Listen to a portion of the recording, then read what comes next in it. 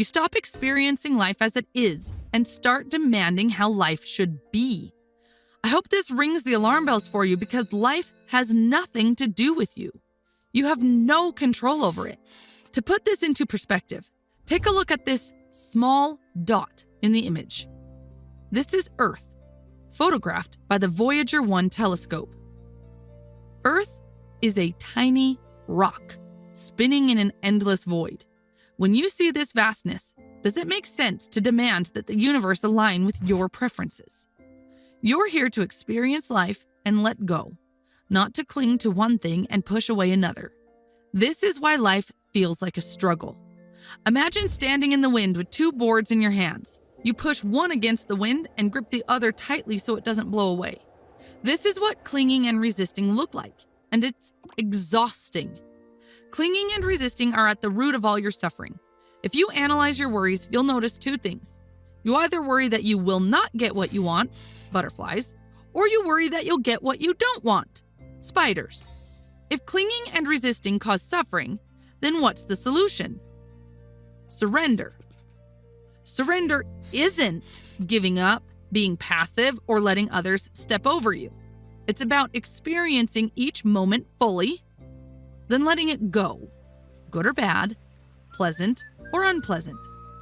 Imagine standing in that wind again, but this time you're not holding on to anything. You let the wind flow around and through you. You realize how easy it is to be in the wind.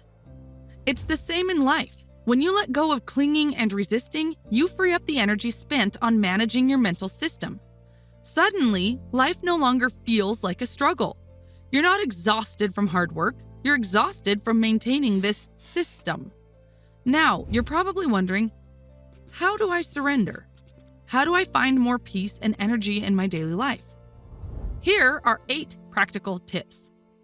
By the way, I don't want these tips to sound like I am some spiritually awakened person giving you advice.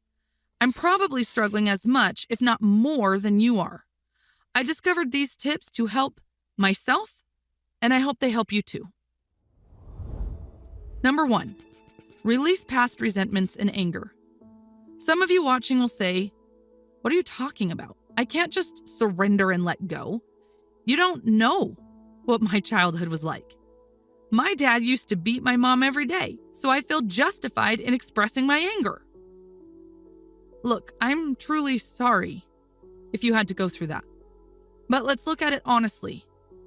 Holding on to anger, no matter how justified, is like carrying garbage with you.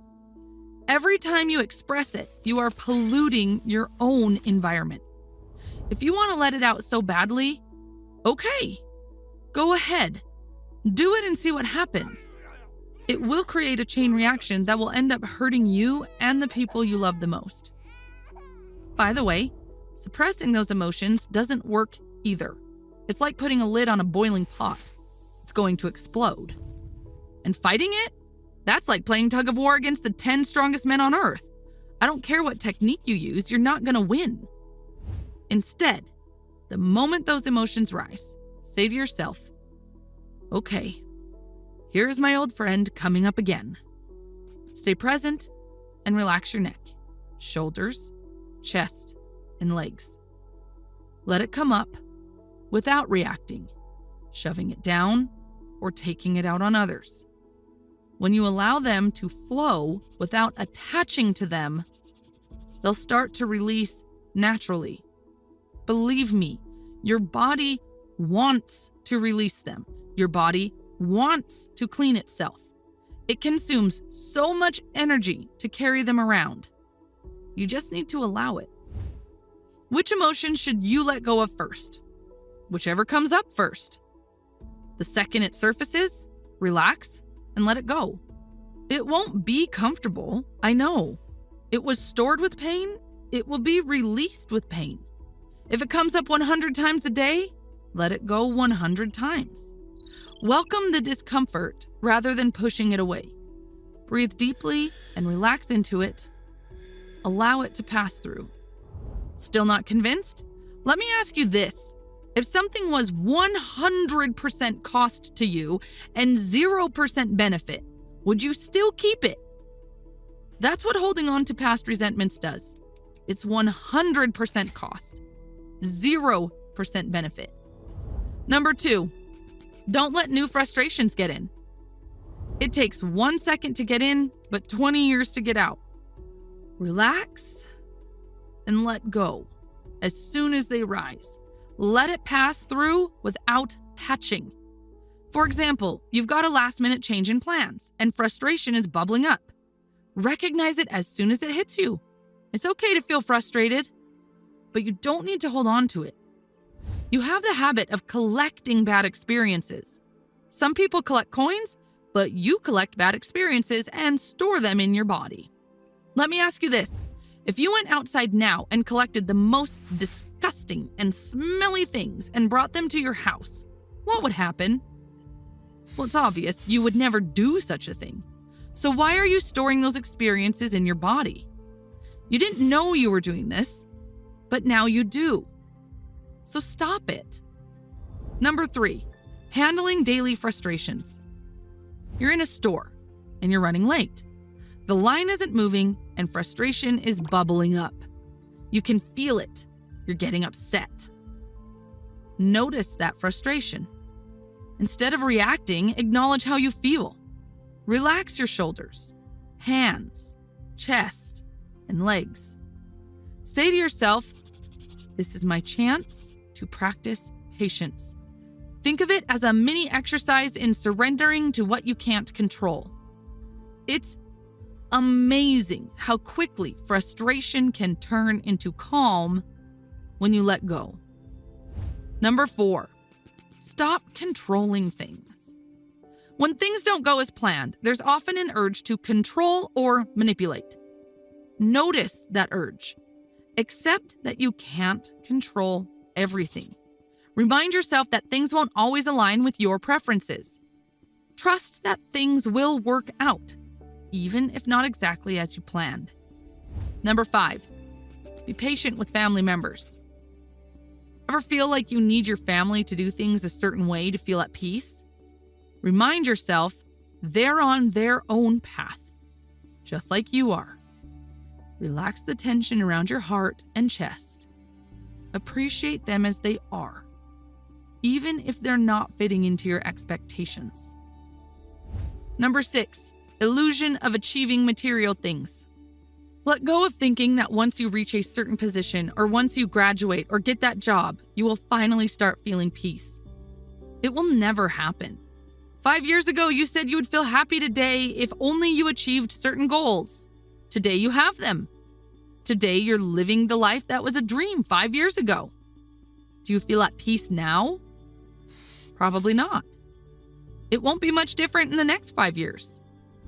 Number 7, don't take things personally. Most people unconsciously think that life is giving them a hard time on purpose, or life could give them more, but it doesn't give it. Of course, nobody says this out loud, but when you listen to their words, you can sense it. For example, they say things like, "Why do these bad things happen to me all the time? Why doesn't life leave me alone? I'm the good guy, and I do all those good things, but I get nothing in return." Life is just that. Life. It is flowing and has nothing to do with you. So stop personalizing things.